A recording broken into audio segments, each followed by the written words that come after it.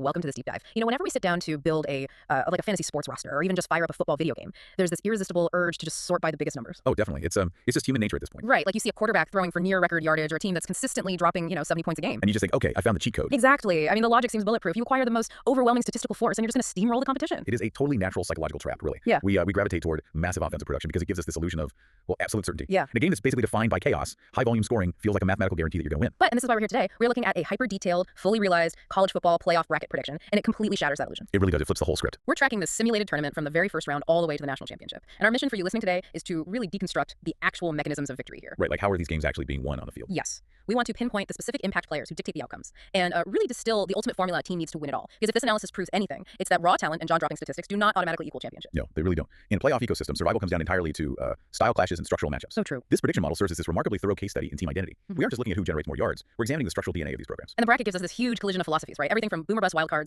to just methodical, mechanical juggernauts. Exactly. So let's jump straight into the first round, because right away we encounter that trap of empty stats. Yeah, Tulsa and Oklahoma game. Right. Sometimes overwhelming firepower operates exactly the way we think it will. The bracket projects Oklahoma completely blowing out Tulsa, with an expectation of like 50-plus points. Which is huge. Huge. And the mechanism there is entirely driven by their quarterback, G. Lang. I mean, the guy put up 51 touchdowns on the season. It's just wild. So when a high-gravity offensive engine like that matches up against a lower-tier defense, the sheer volume of scoring just buries the opponent. Right, because the statistical dominance holds up in a vacuum. Tulsa simply lacks the athletic personnel to, disrupt Oklahoma's timing. Yeah, they just get steamrolled. So G. Lang basically gets to operate unopposed. You expect the avalanche in a mismatch like that, but then the other side of the first round gives us the biggest shocker of the early bracket. Oh, the Oregon upset. Yeah, that exact same statistical logic gets violently inverted. We see this tier 2 sleeper team, Texas A&M, upsetting the Oregon Ducks. And if you look at the sources, Oregon's quarterback, K. Mackey, produced absolute video game metrics. Seriously, we are talking about 6,835 passing yards and 78 touchdowns. 78. When I first read that, my initial thought was, okay, a team moving the ball with that much efficiency should be mathematically bulletproof early in a tournament. You think so? Oregon represents the absolute highest offensive ceiling in this entire playoff picture. But the analysis isolates this really fatal structural flaw for them. Which is? A complete lack of a clutch factor.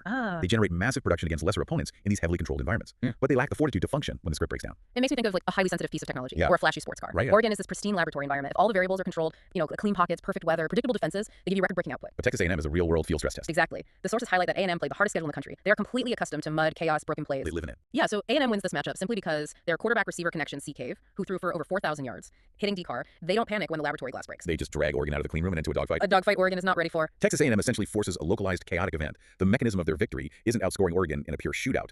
It's introducing unyielding friction. Friction, yeah. A&M has spent the entire season operating under extreme duress. To advance, they only needed to survive the kind of structural pressure they already navigate weekly. And Oregon's metrics just crater the moment they encounter an opponent who refuses to let them play on a pristine track. Yep. So if massive record-breaking stats don't guarantee survival, we really have to look at whether pure unstructured talent can carry a team through the gauntlet. Right, which brings us to the rest of the first round. Exactly. We get two distinct answers to that question. First, we have Georgia facing off against Missouri. The ultimate wild card. Missouri is definitely the ultimate wild card of the tournament. They feature a terrifyingly explosive offense. I mean, you have a wide receiver, Little John, pulling in 16 touchdowns. And the running back, Q. Wayne. Yes, averaging an astronomical 9.3 yards per carry. Almost 10 yards every single time he touches the ball. That kind of chunk yardage is a defensive nightmare. But the bracket has Georgia beating them. Well, Missouri illustrates the extreme danger of relying on skill position volatility without a stabilizing force under center. Because their quarterback is an elite. Exactly. The sources explicitly note their quarterback is not in the elite tier. So when a team leans entirely on explosive, high-variance plays from a running back or a receiver, but lacks an elite processor reading the defense, They need to be perfect. right, they require a virtually mistake-free game to beat a heavyweight program. In a high-stakes playoff environment, mistake-free games are basically mathematical anomalies. The defense just keys in on the obvious threats if the quarterback can't punish them for overcommitting. Exactly. And Georgia, conversely, possesses a sheer, overwhelming talent advantage across the entire roster. The sources show Georgia leaning on playmakers like D. LeCount, who scored 48 touchdowns, and T. Rawls churning out nearly 1,500 rushing yards. Georgia doesn't need to be tactically perfect because their sheer physical dominance allows them to absorb Missouri's early punches. They just outmuscle them down the stretch. The raw talent disparity acts as a buffer for Georgia's own inefficiencies. They win by attrition. Okay, so then we have Florida State beating Nebraska, but in a totally different fashion. Very different. Florida State advances using this highly controlled run-first offense. They lean heavily on Jay Kareem, who racked up 1,585 yards alongside K. Ward to just chew up the clock and meticulously grind out a victory. But the sources provide this fascinating, almost contradictory label for Florida State, Yeah, they call them the balanced team, but explicitly note they are not elite at anything. which is a tough label. I look at that assessment and wonder, is being a jack of all trades actually a fatal flaw in a championship run? Like, balance sounds like a great trait for surviving a long regular season, Sure. but in a single elimination playoff, don't you need a distinct superpower to survive high leverage moments? You've zeroed in on a fundamental law of tournament survival right there. Balance establishes a very high floor. Okay. It allows Florida State to cleanly dispatch an average, predictable team like Nebraska because they just don't beat themselves. Right. But their ceiling is fundamentally capped. What this means mathematically is that for Florida State to win the entire tournament, they would need to execute an improbable string of absolutely perfect games. Because they don't have a get-out-of-jail-free card. Precisely. Without a dominant outlier trait like a singular explosive mechanism they can trigger on demand, they have zero margin for error against tier 1 competition. If Florida State falls behind by 2 scores, They simply do not possess the hyper-efficient passing attack required to close that gap quickly. Yeah. They're built for front running in a heavily controlled environment. and the moment we move into the quarterfinals, that lack of an elite trait becomes a massive liability. The heavyweights enter the ring. The bracket tightens up, the survivors collide with the true juggernauts, and the structural identities of these teams are pushed to their breaking points. Let's trace what happens to that balanced but not elite Florida State squad. Right, they get upset by Baylor. Baylor relies intensely on their running back, Reggie Bush, who accumulated over 1,700 yards and 28 touchdowns. Incredible comparable numbers. The mechanism here seems incredibly direct. Baylor simply dictates the tempo and dominates the condensed space of the red zone. And the red zone is where offensive flaws are really magnified because the field shrinks. Yeah. Florida State's generalized balance fails in that condensed space, whereas Baylor imposes their specific structural advantage. Baylor's peaking late in the season, and their ability to command the line of scrimmage removes any chance for Florida State to dictate the terms of the engagement. This round really is defined by teams violently imposing their distinct identities. I mean, we see Miami completely dismantle Georgia. Oh, Miami's terrifying. The sources describe Miami as an unstoppable juggernaut, a team fully capable of dropping 70-plus points. Yep. Their quarterback, S-Boy, threw for over 5,500 yards, 60 touchdowns, and critically had a 74% completion rate. That completion rate is the key. Combine him with receiver L. Hills, and Georgia's inconsistency is finally punished. A 74% completion rate fundamentally alters how a defense has to operate. It means you literally cannot get off the field on third down. We're just trapped on the field. The quarterback is operating with surgical efficiency, turning nearly every drive into guaranteed points. Georgia had the raw athletic talent to survive a volatile team like Missouri, sure. But against a hyper-efficient, relentless machine like Miami, Raw talent without structural consistency results in a catastrophic blowout. it's the harsh reality of facing a team that is both explosive and methodical. Yeah. In another quarterfinal, we see Ole Miss edge out Texas A&M in a really tight revenge game. A great matchup. Looking at the analysis, Ole Miss just seems to possess the authentic, battle-tested resilience that A&M relied on in the first round. Ole Miss wins because their quarterback, R. Wilson, who threw for 43 touchdowns, is simply more consistent at diagnosing coverages under pressure. When the pocket collapses. Yes, exactly. As the caliber of defensive lines increases deeper in the bracket, a quarterback's ability to process information under extreme duress becomes the ultimate deciding factor. And Ole Miss holds that specific advantage over A&M. Which brings us to the final quarterfinal, and perhaps, honestly, the most illuminating matchup of the entire tournament. Clemson and Oklahoma. Clemson blowing out Oklahoma. We discussed earlier how statistically terrifying Oklahoma is. G. Lang's 50-plus touchdowns, S. Bright averaging over 9 yards a carry, receiver Jonah pulling in 15 scores. It is an offensive trio that looks unbeatable on paper. Right, but Oklahoma's defense completely shatters against Clemson. I look at this and see Clemson's quarterback, A. Iverson, who accounted for 65 total touchdowns. He's a machine. Does this blowout just come down to one dynamic player breaking an entire defensive scheme? Well, the impact of A. Iverson highlights the critical difference between a team being merely explosive and a team being structurally resilient. Okay, unpack that. Oklahoma is the ultimate boomer-bust organization. They are frontrunners who look invincible when the game script goes exactly their way. But Clemson systematically dismantles them because Iverson is an elite dual-threat mismatch. So he changes the basic geometry of the defense. He fundamentally breaks their structural integrity. When a fragile defense faces a traditional pocket passer, they can essentially play 11 on 10. Right, they know where the quarterback is going to be. They can dictate the angles and rush the passer. But a highly mobile dual-threat quarterback forces the defense to account for all 11 offensive players. Because the QB might just take off. Exactly. He stretches the horizontal run lanes and forces linebackers to defend every blade of grass for 6 or 7 seconds per play. That sounds exhausting. It is. Oklahoma is built to play with a lead against traditional offenses. Their defensive structure simply snaps under the sustained, multidimensional pressure that Iverson applies. The structural integrity fails. And with Oklahoma and Texas A&M eliminated, we finally hit the semifinals. This is where it gets really interesting. Reading through the bracket analysis, this is where the entire nature of the tournament transforms. It stops being a showcase of raw athletic talent and turns into a high-stakes game of tactical chess. We are looking at two massive style clashes in the Final Four. Baylor against Ole Miss and Clemson against Miami. These semifinal matchups serve as a masterclass in the absolute law of playoff survival. Matchups dictate outcomes. Matchups dictate outcomes. Let's examine Baylor and Ole Miss first. Okay. Baylor enters the game as the hot team, right? Peaking at the perfect time, riding that run-heavy, tempo-controlling momentum, yet Ole Miss stops them cold and advances. Yeah, the analysis points out that Ole Miss has the best, most proven resume against elite teams in the entire playoff. It seems like when the game inevitably gets tight and Baylor's run-heavy momentum finally stalls out against a top-tier defensive line, Ole Miss has the ultimate pressure release valve. In their receiver, Q Casa. Yes, Q Casa. He delivered over 1,400 yards and 19 touchdowns on the year. He simply executes in those high-leverage moments where Baylor's heavy package stalls. Ole Miss wins this game on the margins. They possess the institutional memory of how to win a close game. Institutional memory, I like that. They have been in the trenches navigating high-leverage fourth-quarter situations against Tier 1 opponents all year, whereas Baylor had a slightly less rigorous path.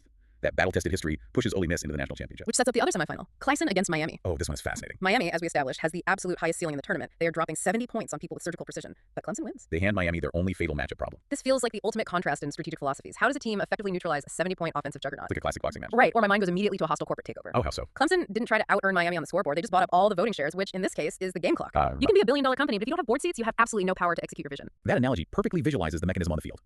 Miami's offensive model inherently requires a high volume of possessions to reach that 70-point threshold. They need the game to be a track meet to maximize those explosive opportunities. Exactly. And Clemson neutralizes them by systematically limiting those total possessions. And the primary instrument for that hostile takeover is, once again, A. Iverson. The quarterback. That dual-threat quarterback in this specific scenario isn't just a scoring threat. He operates as a clock-chewing mechanism. He converts those crucial third and shorts with his legs, turning what should be a quick 2-minute drive into an exhausting 6-minute march. Exactly the point. It is mathematical suffocation. Wow. If Miami normally requires 14 offensive drives a game to score their 70 points, and Clemson's sustained methodical drives restrict Miami to only, say, 8 total possessions, Miami's ceiling completely crashes. You cannot score points if you are standing on the sidelines watching the opposing quarterback meticulously chew up the clock. Right.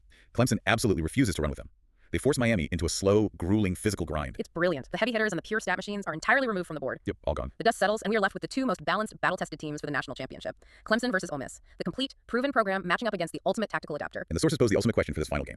Will Ole Miss, with their elite resume and complete roster, repeat as champions? The bracket prediction says no. Clemson stops them. Clemson takes the trophy. They do. And looking at the breakdown of this final matchup, it's not just Iverson carrying the entire load. The sources highlight Clemson's final impact players who actually seal the victory. Right, because it takes a complete team. You have running back A. Follett churning out over 1,700 yards to maintain that vital clock control. And then you have a devastating defensive anchor in Booker, who wrapped up 32 tackles for loss. 32. That is an absurd amount of disruption behind the line of scrimmage. Right. 32 tackles for loss is a staggering metric, and it points to the exact kind of defensive stability required to win a title. Because it just ruins a drive. Exactly. A tackle for loss destroys the mathematical sequence of an offensive drive. A routine 1st and 10 suddenly becomes 2nd and 14, which severely limits the opposing playbook. So if we distill the final anatomy of this champion, it reveals a profound truth about winning at the highest level. Ole Miss is an undeniably elite program. Their quarterback, R. Wilson, threw for over 4,000 yards with remarkable consistency. But they simply ran into a structural wall. Clemson holds the ultimate playoff formula. What does that formula look like They exactly? possess the highest degree of overall roster balance. They hold the ultimate tactical trump card in the quarterback matchup with Iverson. And crucially, they do not rely on generating highlight reels to win. Right, they aren't forcing things. They aren't trying to wow the crowd with deep shots if a 3-yard run secures the first down. They just meticulously execute their specific game plan and neutralize the opponent's strengths. Think about how directly that formula applies to almost any competitive environment you might find yourself navigating, you know? For sure. Whether you're building a business, managing an investment portfolio, or just advancing your career. The flashiest resume, much like Oregon with their nearly 7,000 passing yards, it doesn't always win the day if it collapses under real-world friction. It's all about how you handle the friction. Exactly. The absolute highest ceiling, like Miami's 70-point offense, can be completely neutralized by a competitor who simply changes the pace of the environment. Right. True championship mettle requires defensive stability to weather the bad days, the adaptability to change the pace of the game, and the tactical awareness to exploit your opponent's structural weaknesses. Success in a complex system isn't merely about maximizing your own strengths in a vacuum. It requires the deep tactical awareness to recognize how your specific set of tools interacts with the unique structural weaknesses of the challenge right in front of you. Clemson won the championship because their specific tools were the perfect countermeasure to the varied threats posed by the rest of the field. Let's quickly recap this incredible journey through the bracket. It's been a ride. We started with the psychological allure of massive numbers and watched empty stats get entirely exposed when Oregon's pristine laboratory tech stalled out against Texas A&M's real-world stress tests. Yeah, that was a huge turning point. We saw explosive but unbalanced wildcards like Missouri fall to the sheer, overwhelming consistency of Georgia. We watched the boom-or-bust Oklahoma Sooners completely shatter against a versatile quarterback who broke their defensive geometry. Iverson was just too much for them. And ultimately, we saw the most terrifying high-ceiling offense in the entire tournament, Miami, get systematically suffocated by Clemson's brilliant, hostile takeover of the game clock. It truly serves as a masterclass in the triumph of strategic adaptability over sheer statistical force. But if you're listening, I want to leave you with one final provocative what-if to ponder.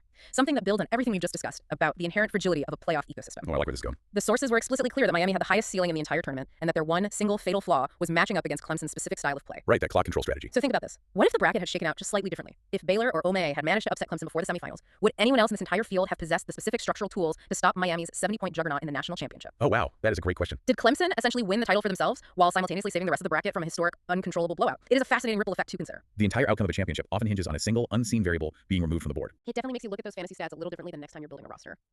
Thank you for joining us on this deep dive. Keep looking beneath the surface, and we'll catch you next time.